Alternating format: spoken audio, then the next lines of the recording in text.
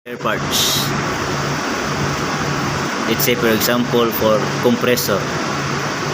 First go to switch department, go to maintenance, and then okay.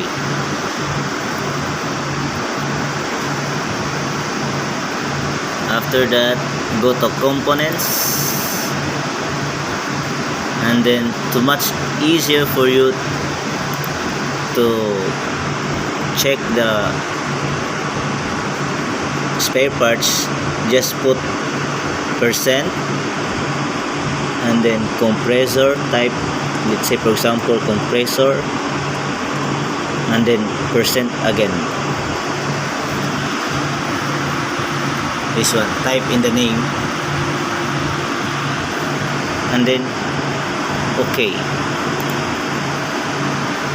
Now you have now the compressor, all everything. Now if you want to go to spare parts stock in Amos, check parts. Hello Dusko. Jesse.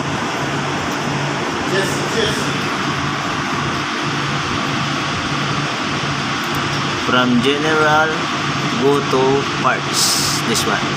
So this is now your stock in compressor, everything. See.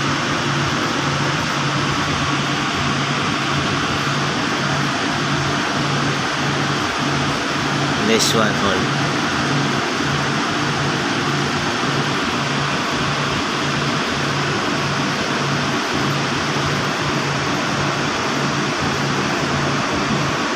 Remember, highlight where is you like to go to. Let's say for example AC here, breathing air, aircon. You just check what compressor you have. Let's say for example in main air compressor, this one. Okay, then this is the parts. For aircon, like say for example this one, so this is for aircon. Okay.